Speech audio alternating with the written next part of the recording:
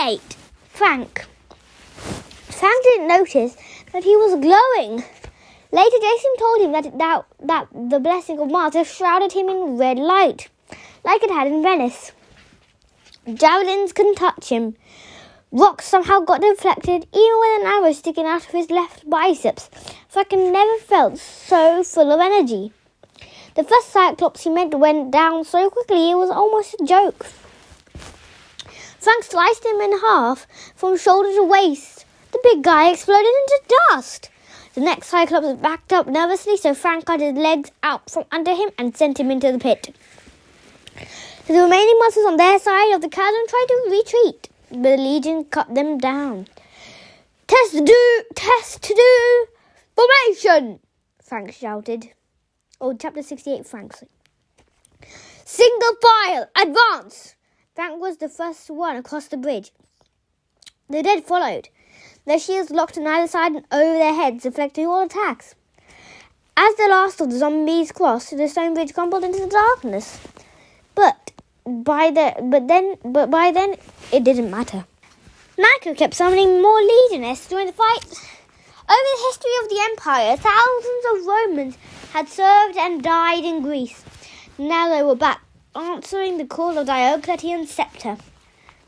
Frank waded forward, destroying everything in his path.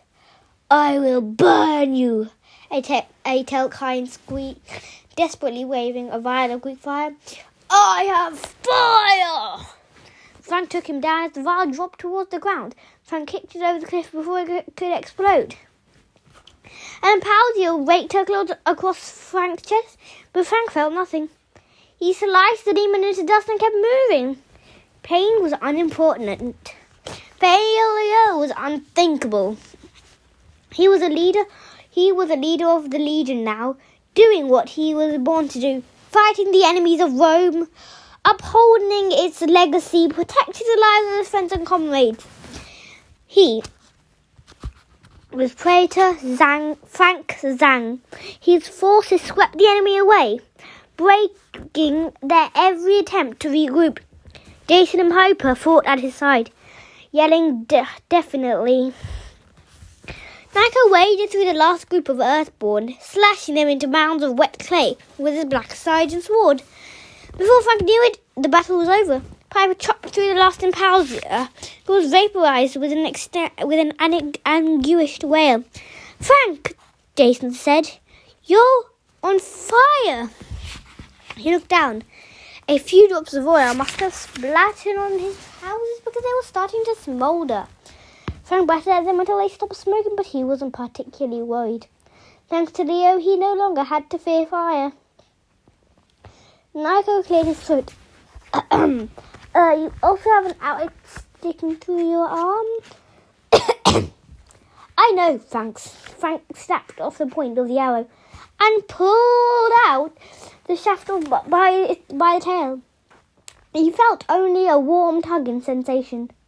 I'll be fine. Piper made him eat a piece of ambrosia as she bandaged his wound. She said, Frank, you were amazing, completely terrifying, but amazing. Frank had trouble processing the words. Terrifying, couldn't apply to him. He was just, Frank. His adrenaline drained away as he looked around him, wondering where all the enemies had gone. The only monsters left were his own undead Romans, standing in a stupor with their weapons lowered. Nico held up his scepter, its orb dark and dormant. The dead won't stay much longer. Now the battle is over. Frank faced his troops. Legion! The zombie soldiers snapped to attention. You fought well, Frank told them. You may rest. Dismissed. They crumbled into piles of bones, armor, shields, and weapons. Even those disintegrated, Frank felt as if he might crumble too. Despite the ambrosia, his wounded arm began to throb. His eyes were heavy with exhaustion. The blessing of Mars faded, leaving him depleted. But his work wasn't done yet. Hazel and Leo, he said. We need to find them. His friends peered across the chasm. At the other end of the cavern, the tunnel Hazel and Leo had entered was buried under tones of rubble. We can't go that way, Nico said. Maybe. Suddenly he staggered. He would have fallen if Jason hadn't caught him. Nico, Piper said. What is it? The doors, Nico said. Something's happening. Percy and Annabeth, we need to go now. But how? Jason said. That tunnel is gone. Frank clenched his jaw. He hadn't come this far to stand around helplessly while his friends were in trouble. It won't be fun, he said. But there's another way. Chapter 69. Annabeth. Getting killed by Tartarus didn't seem much of an honour. As Annabeth stared up at his dark whirlpool face, she decided she'd rather die in some less memorable way. Maybe she felt falling down the stairs or going peacefully in her sleep at age 80 after a quite nice life with Percy. Yes, that sounded good. It wasn't the first time Annabeth had faced an enemy she couldn't defeat by force. Normally this would have been her cue to stall for time, with some clever Athena-like chit-chat. Except her voice wouldn't work. She couldn't even close her mouth.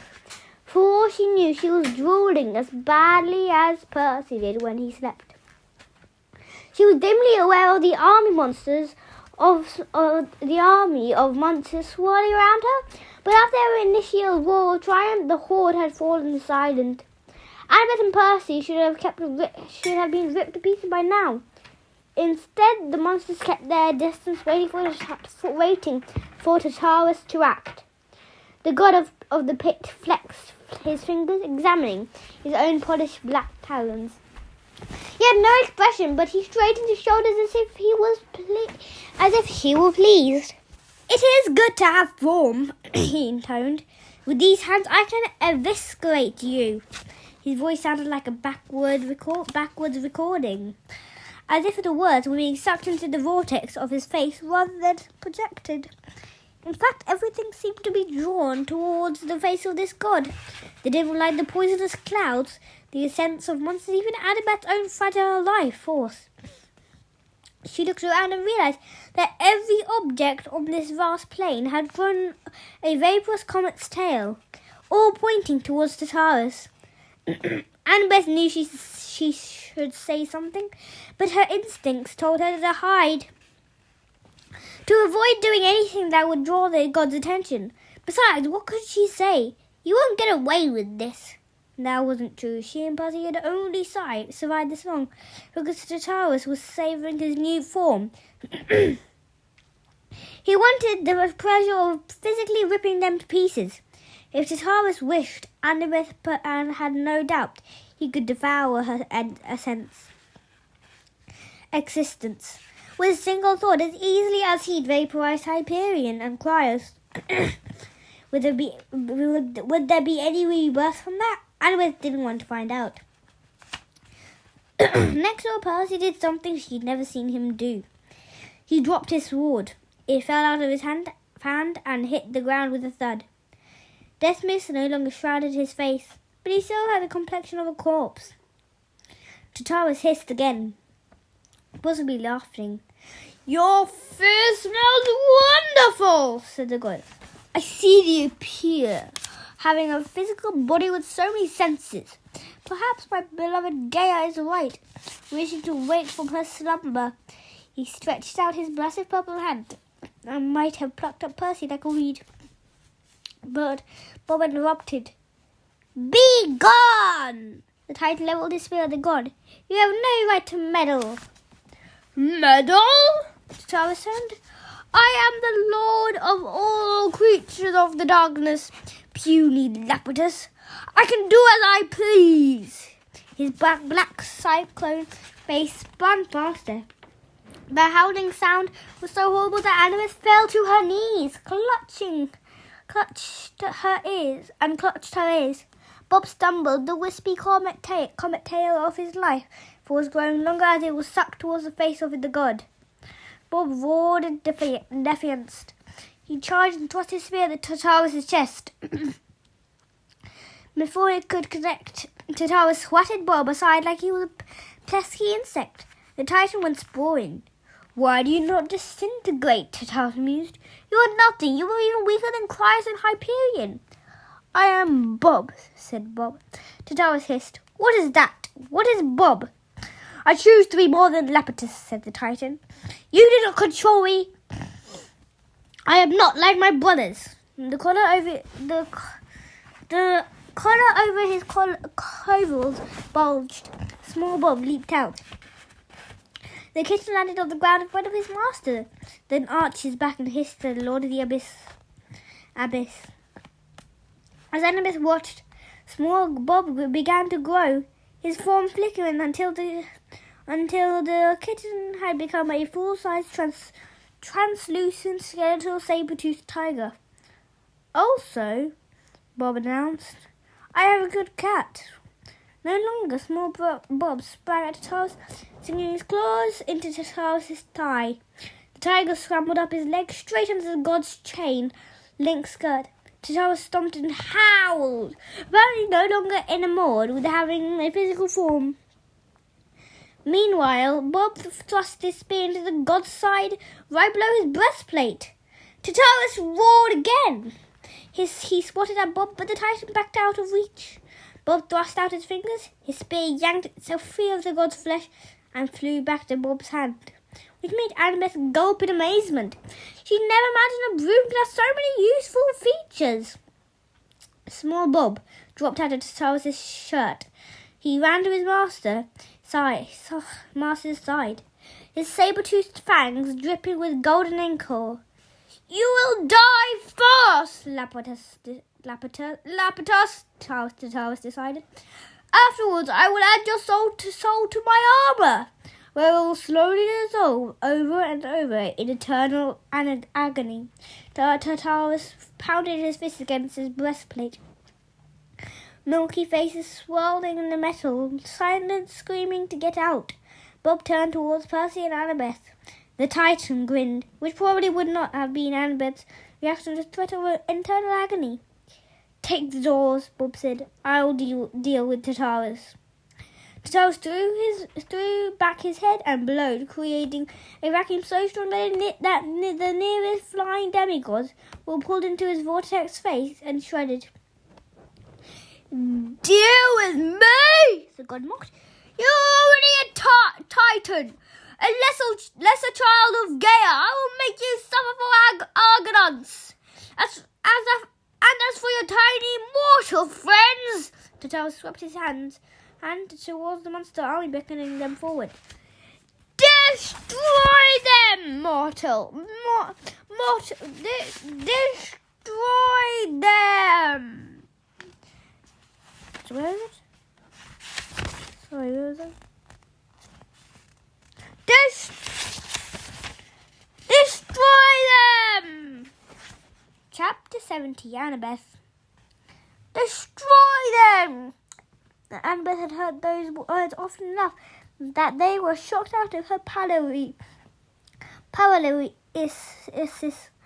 She raised her sword and yelled, "Percy!" He snatched up Riptide.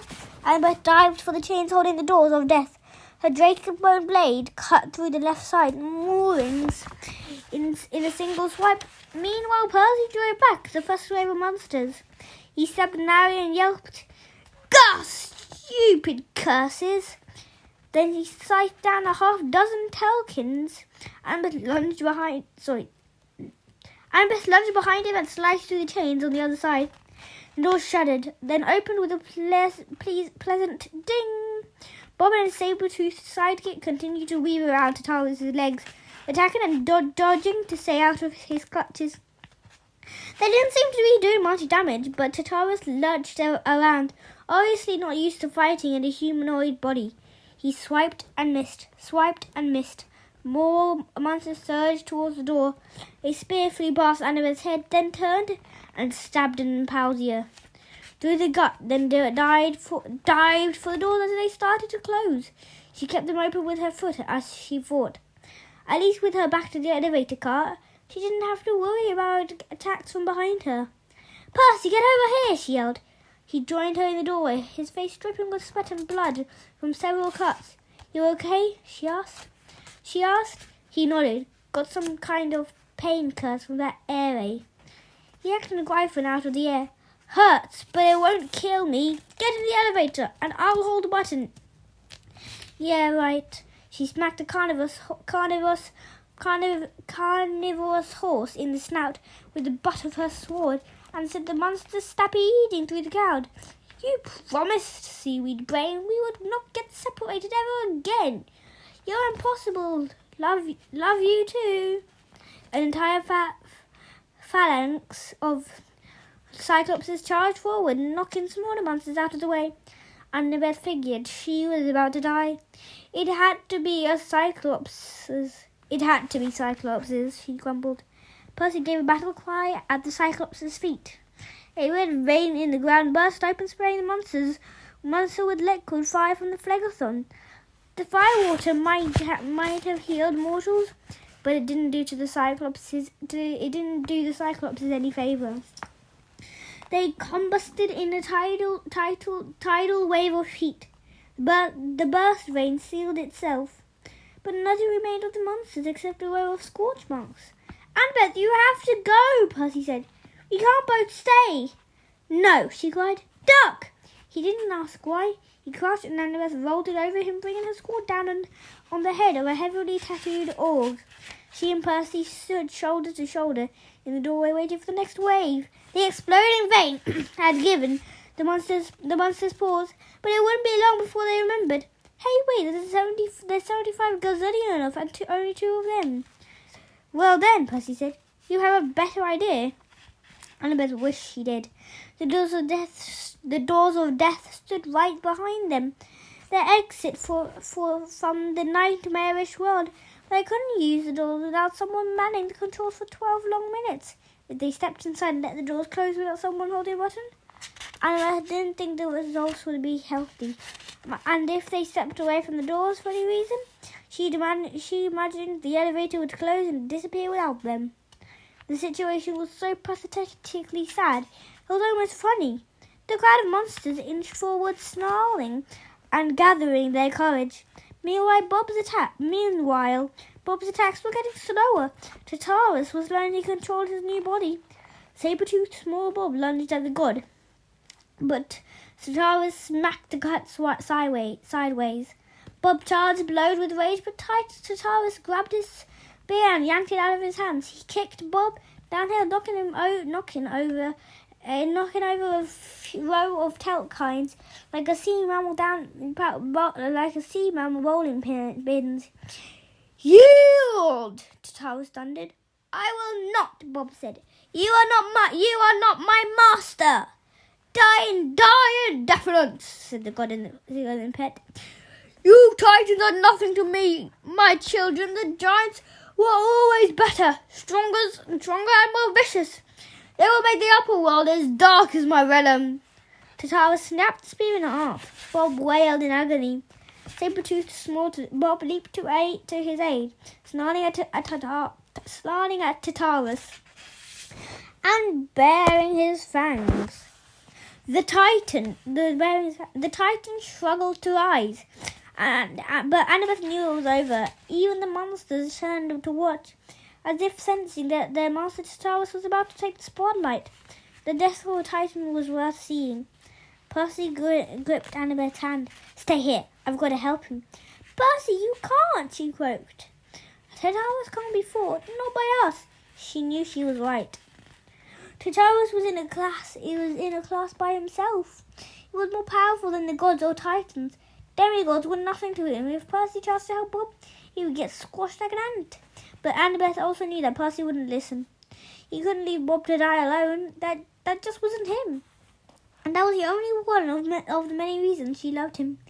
Even if he was an Olympian-sized pain in the Podex. "We'll go together," Annabeth decided. But it didn't.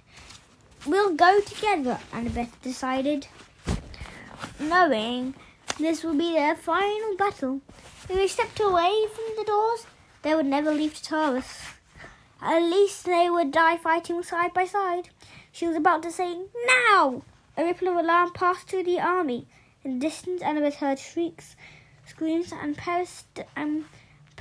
persistent boom, boom, boom.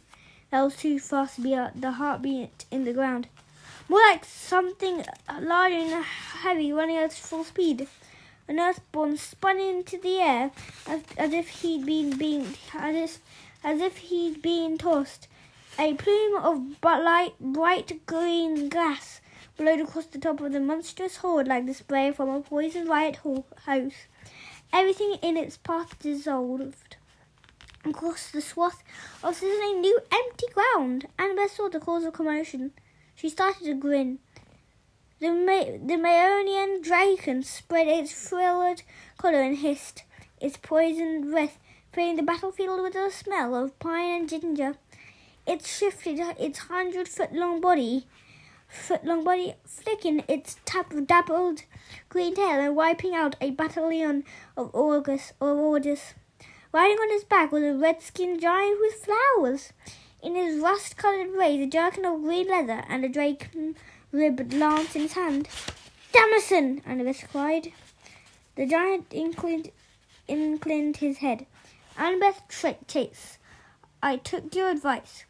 I chose myself a new fate." Chapter 71. Annabeth. "What is this?" The god of the pit hissed. "Why have you come, my disgraced son?" Damison glanced at Annabeth, a clear message in his eyes. "Go, now!" He turned towards the towers. Mayonian Dragon stamped his feet and snarled. "Father, you wished for a more worthy opponent," Damison asked calmly. "I am one of the giants you were so proud of. You wish me to be more warlike. Perhaps I will start by destroying you." Damison leveled his lance and charged. The monstrous army swarmed him. The Mayonian Dragon flattened everything in its path, sweeping its tail and spraying poison, while Damison jabbed at Towers, forcing the god to retreat like a cornered lion. Bob stumbled away from the battle, his saber-toothed cat at his side. Percy gave them as much cover as he could, causing blood vessels in the ground to burst one after the other. Some monsters were vaporized in the Styx water. Others got a copious shower and collapsed, weeping hopelessly. Others were doused with liquid lethe and staring blankly around them, no longer sure where they were or even who they were. Bob limped to the doors. Golden ink flowed from the wounds on his arms and chest. His janitor's outfit hung in tatters. His posture twisted and hunched, as if Taurus, breaking the spear, had broken something inside him. Despite all that, he was grinning, his silver eyes bright with satisfaction. "Go," he ordered. "I will hold the button." Percy gawked at him. "Bob, you're in no condition." "Percy!" Annabeth's voice threatened to break. She hated herself for letting Bob do this, but she knew it was the only way. We can't just leave them." "You must, friend." Bob clapped Percy on the arm, nearly knocking him over. "I can still press a button, and I have a good cat to guard me." Small Bob the saber-toothed growled in agreement. "Besides," Bob said, "it is your destiny to return to the world. Put an end to this madness of Gaia." A screaming cyclops sizzling from poisonous spray sailed over their heads. 50 yards away, the Mayonian Dragon stampled through monsters, its feet making sickening squish noises as if stomping grapes.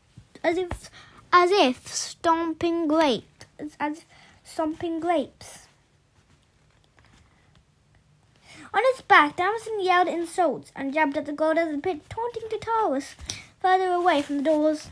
Taurus lumbered after him, his iron boots making craters in the ground. "You cannot kill me!" he bellowed. "I am the pit itself. You might as well try to kill the earth. Gaian and I, we are an internal. We own you, flesh and spirit. He brought down his massive fist, but Damison sidestepped, impaling his javelin at the side of Titalis' neck. Titalis growled, apparently more annoyed than hurt. He turned his swirling vacuum face towards the giant, but Damison got out of the way in time. A dozen monsters were sucked into the vortex and disintegrated. Bob, don't, Percy said, his eyes pleading. He'll destroy you permanently. No coming back, no regeneration. Bob shrugged. Who knows what will be. You must go now. Charles is right about one thing. We cannot defeat him. We can only buy you time. The doors tried to close on Annabeth's foot. 12 minutes, said the Titan. I can give you that. Percy, hold the doors. Annabeth jumped and threw her arms around the Titan's neck. She kissed his cheek. Her eyes so full of tears she couldn't see straight. Bob's stubbly face smelled of cleaning supplies, fresh lemony furnished polish, and Murphy Old's wood soap. Monsters are internal, she told him, trying to keep herself from sobbing.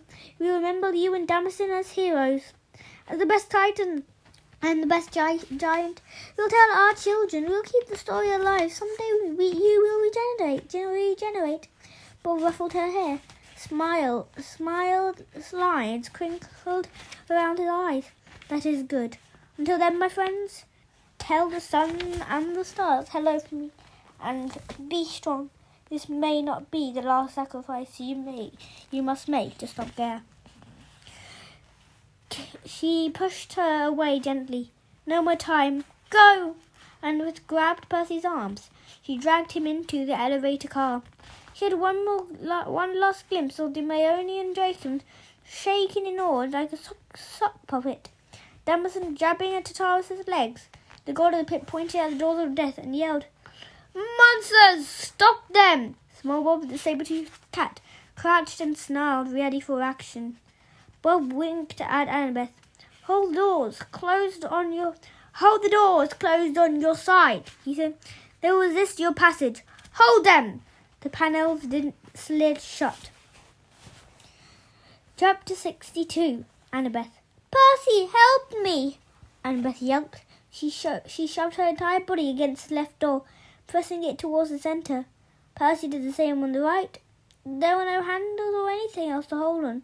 As the elevator car ascended, the doors shook and tried to open, threatening to spill them in whatever was between life and death. Annabeth's shoulders ached. The elevator's easy listening music didn't help. If all the monsters had to hear that song about licking pina colada dust and getting caught in the rain, no wonder they were in the mood for carnage when they reached the mortal world. We left Bob and Damison, Percy quoted. They'll die for us and we just... I know, she murmured. Gods of Olympus, Percy, I know. Annabeth was almost glad of the job keeping the doors closed. The terror racing through her heart, at least, kept her from dissolving into misery. Abandoning Damison and Bob had been the hardest thing she'd ever done. For years at Camp Half-Blood, she had chaffed as other campers went on quests. While she stayed behind, she'd watched as others gained glory or failed, and she didn't come back. Since she was 7 years old, she had thought, why don't I get to prove my skills? Why can't I lead a quest? Now she realized that was the hardest test for a child of Athena. It wasn't leading a quest or facing death in combat. It was making the strategy decision to step back, to let someone else take the brunt of the danger, especially when that person was your friend. She had to face the fact that she couldn't protect everyone she loved. She couldn't solve every problem. She hated it, but she didn't have time for self-pity. But she blinked away her tears. Percy, the doors, she warned. The panels had started to slid apart, letting in a whiff of ozone, sulfur. Percy pushed on his side furiously as the crack closed. His eyes blazed with anger. She hoped he wasn't mad at her, but if he was, She couldn't blame him. If it keeps him going, she thought, then let him be angry. I will kill Gaia, he muttered. I will tear her apart with my bare hands. Annabeth nodded but thinking, but she was thinking about Tartarus. But Tartarus's boast. He could not be killed, neither could Gaia. Against such power, even titans and giants were hopelessly outmatched. Demigods stood no chance. She also remembered Bob's warning. This may not be the last sacrifice you must make to stop Gaia. She felt that truth deep in her bones. 12 minutes, she murmured. Just 12 minutes. She prayed to Athena that Bob could hold the up button that long. She prayed for strength and wisdom. She wondered what they would find once they reached the top of this elevator ride. If their friends weren't there controlling the other side. We can do this, Percy said. We have to. Yeah, Annabeth said. Yeah, we do. They held the door shut as the elevator shuddered, and the music played while somewhere below them a titan and a giant sacrificed their lives for their escape. Hopefully we can finish this book. Just 5 chapters and 50 pages left to go. I hope we'll finish it. Carrying on. Chapter 73. Hazel. Hazel wasn't proud of crying. After the tunnel collapse, she wept and screamed like a 2-year-old throwing a tantrum. Hold on a zip. She couldn't move the debris that separated her and Leo from the... Chapter 73. Chapter 73. Hazel. She couldn't move the debris that separated her and Leo's complex from the others. If the earth shifted any more, the entire complex might collapse on their heads. Still, she pounded her fists against the stone and yelled curses that would have earned her mouth washing with lies. So, back at the distant and ageless academy, Leo stared at her, wide-eyed and speechless. She wasn't being fair to him. The last time the two of them had been together, she'd zapped him into the past and shown him Sammy, his great-grandfather, Hazel's first boyfriend. She'd banded him with emotional baggage he didn't need and left him so dazed that they had almost been killed by a giant shrimp monster. Now they were here alone again, while their friends might be dying at the hands of a monster army. And she was throwing a fit. Sorry, she wiped her face. Hey, Leo shrugged. I've attacked a few rocks in my days. She swallowed with difficulty. Frank, he's... Listen, Leo said. Frank Zhang has moves. He's probably gonna turn into a kangaroo and do some marsupial juice on their ugly faces. He helped her to her feet. Despite the panic simmering inside her, she knew Leo was right. Frank and the others were helpless. They would find a way to survive. The best thing that she and Leo could do was carry on. She studied Leo. His hair had grown out longer and shaggier, and his face was leaner, so he looked less like an imp and more like one of those willowy elves in the fairy tales. Biggest difference was his eye. The biggest difference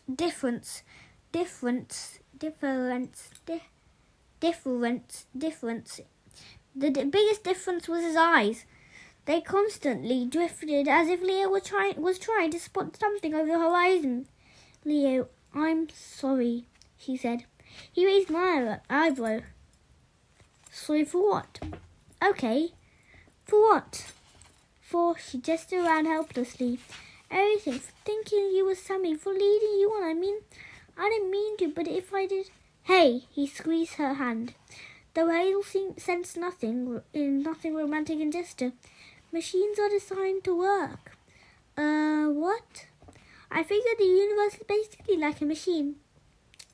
I don't know who made it, if it was the fates or the gods, or capital G, God, or whatever, but it chugs along the way. It's supposed to most of the time. Sure, little pieces break and stuff goes haywire once in a while. Mostly things happen for a reason, like you and me meeting. Leo Voldex, Hazel marveled. You're a philosopher. Nah, he said.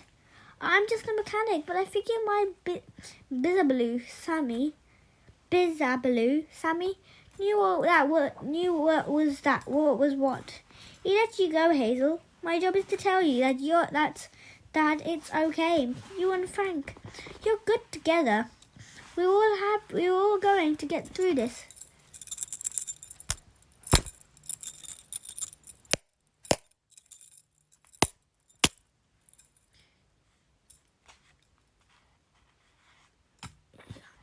But I figured my Bizabaloo Sammy knew.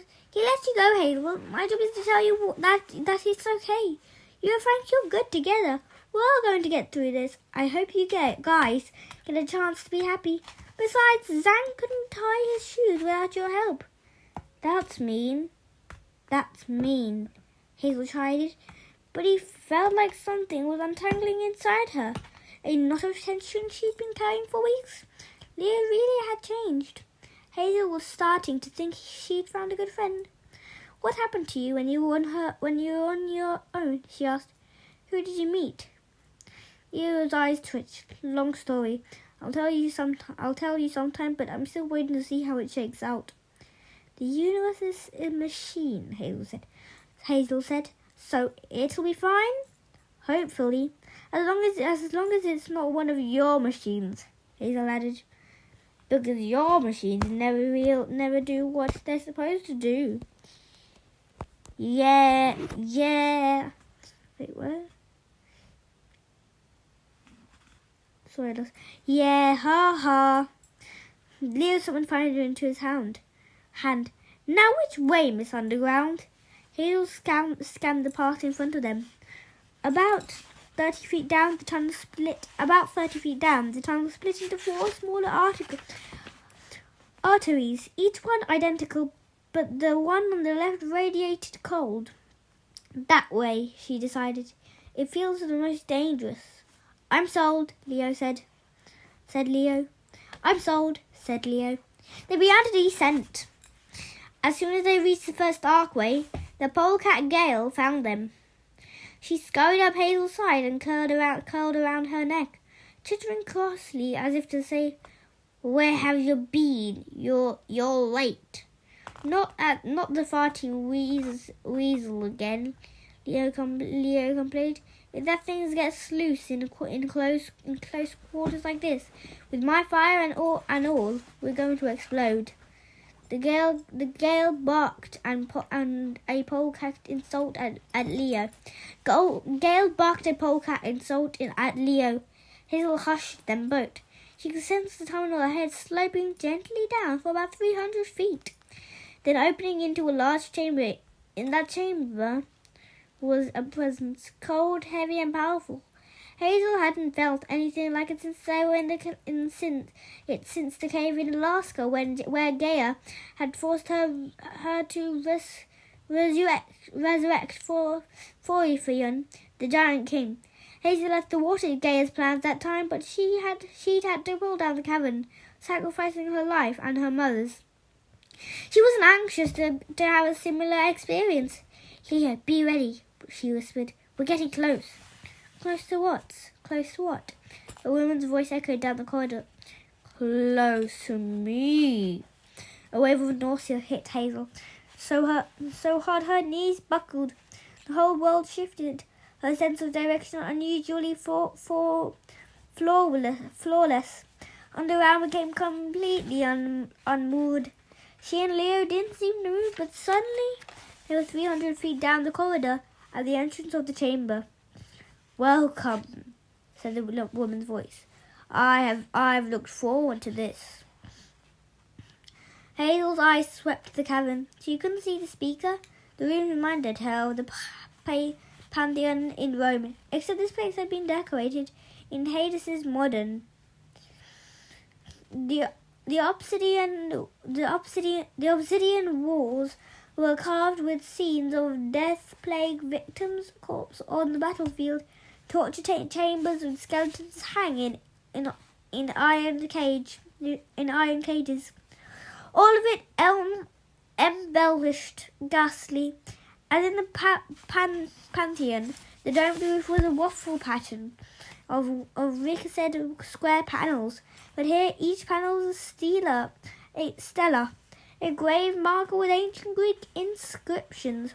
Hazel wondered if actual bodies were buried behind them. With her underground senses out of whack, she couldn't be sure. She saw no other exits at the aspect of the ceiling, where the Pantheon's skylight would have been a circle of pure black stone, gleaming as if to reinforce the sense that there was no way out of this place. There was no way out of this place. No sky above, only darkness. Only darkness. Hazel's eyes drifted to the centre of the room. Yep, Leomita, those are doors, all right. 50 feet away was a set of freestanding elevator doors. The panels etched with silver and iron. Rows of chains ran down either side, bolting the frame to large hooks in the floor. The area around the doors was littered with black rubble. With a tightening sense of anger, Hazel realized that an ancient altar to Hades had once stood there. It had been destroyed to make the room for the doors of death.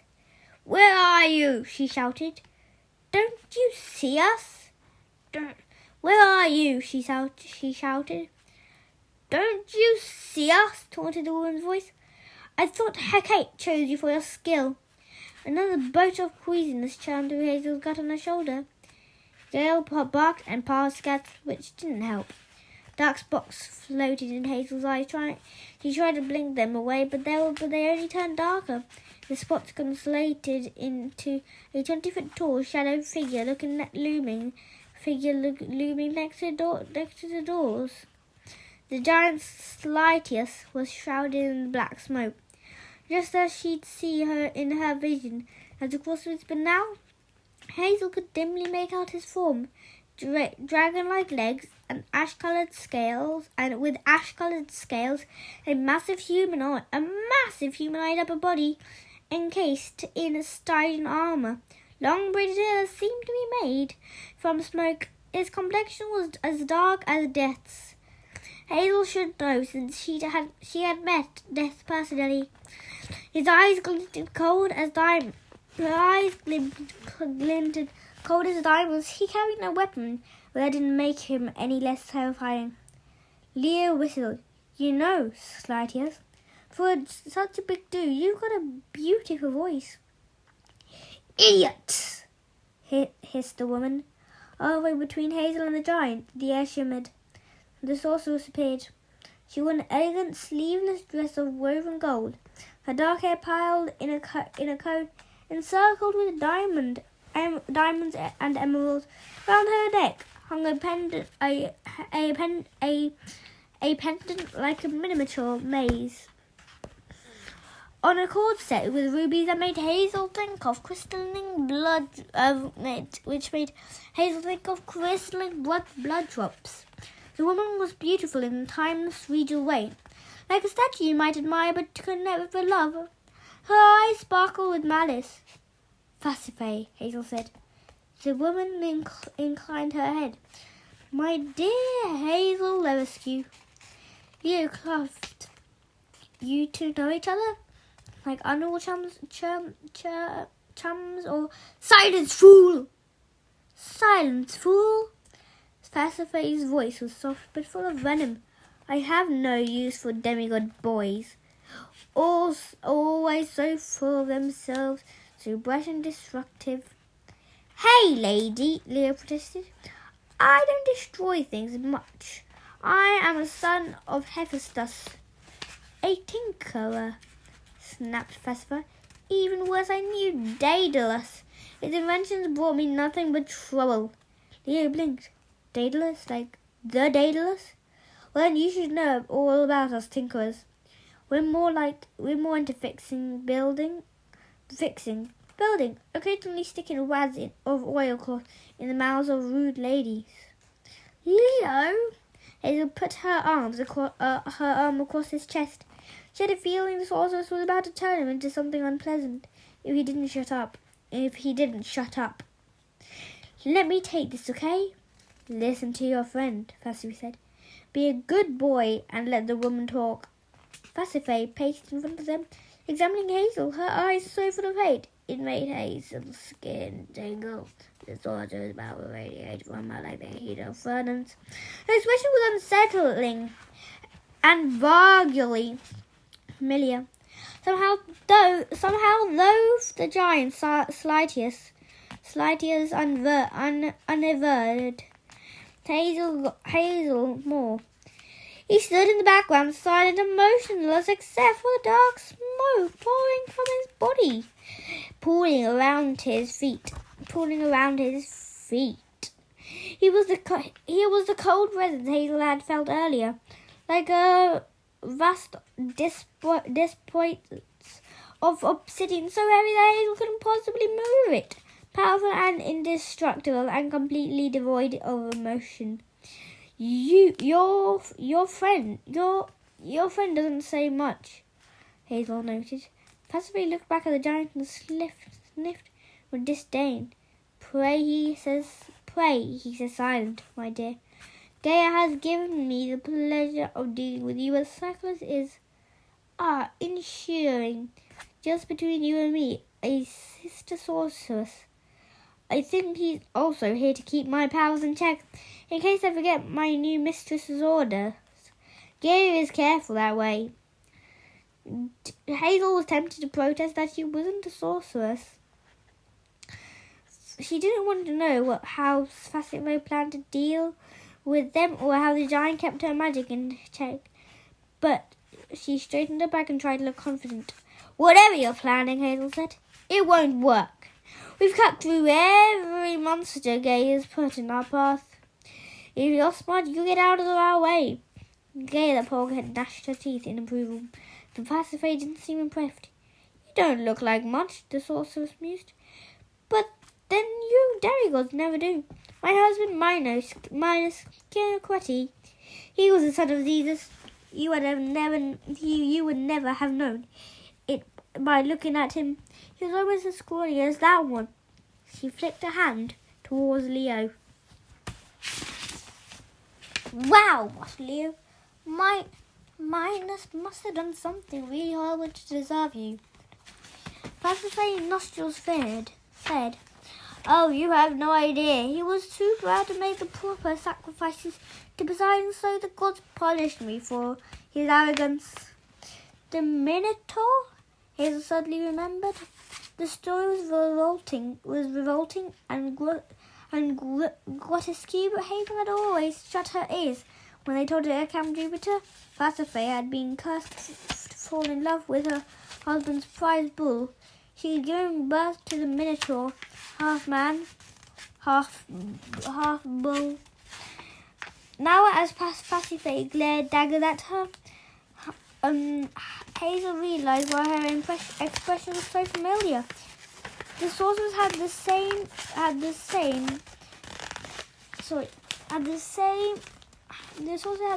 bitterness and hatred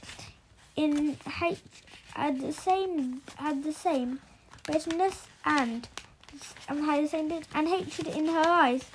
Hazel's mother sometimes had. In her worst moments, Mary Lewsky would look at Hazel as if Hazel were a monstrous child. A curse from the gods, the source of all Mary's problems. That's why the Minotaur story bothered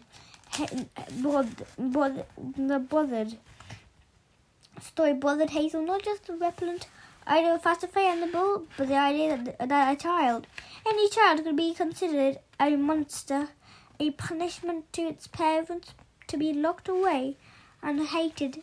To Hazel, the Minotaur had always seemed like a victim in the story. Yes, Pasiphae said at last. My disgrace was unbearable. After my son was born and locked in the labyrinth, Minos refused to have anything to do with me. He said I had ruined his reputation. And you know what had happened to Minos? Hazel thus refused. For his crime and his pride, he was rewarded. He was made a judge of the dead, in the underworld, as if he had any right to judge others. Hades gave him that position. Your father, Pluto, actually. Pasiphae sneered.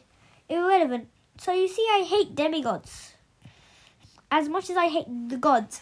Any of you brethren who'd survived the war, Gaia has promised me so that I may watch them die slowly in my new domain. I only wish I had more time to torture you two properly. Alas, in the centre of the room, the doors of death made a pleasant chiming sound. The green up button on the right side of the frame began to glow. The chain shook. The chain shook. There, you see. Pasiphae shrugged apologetically. The doors are in use. 12 minutes and they will open. Hazel's gut trembled almost as much as the chains. More giants? Thankfully, no, said the sorceress. They were all accounted for back in the mortal world and placed for the final insult. Pasiphae gave her a cold smile. No, I would imagine the doors are being used by someone unauthorized. Leo inched forward. Smoke rose from his fists. Percy and Annabeth. Hazel couldn't speak. She wasn't sure whether the lump in her throat was from joy or frustration. If the friends had made it to the doors, they were really going to show up in here in 12 minutes. Oh, not to worry. Pasiphae waved her hands dismissively. Slytius will handle them. You see, when the chime sounds again, someone on our side needs to push the up button, or the doors will fail to open and whoever is inside, poof, gone. Or perhaps Slytius will let them out and deal with them in person. That depends on you two. Hazel's mouth tasted like tin. She didn't want to ask, but she had to. How exactly does it depend on us? Obviously, we need only one set of demigods alive. Pasiphae said, the lucky two will be taken to Athens and sacrificed to Gaia as the feast of hope. Obviously, Leo muttered. So will it be your two friends? Will it be you two or your friends in the elevator? The sorceress spread her hands. Let's see who is still alive in 12. Actually, 11 minutes now. The cavern dissolved into darkness.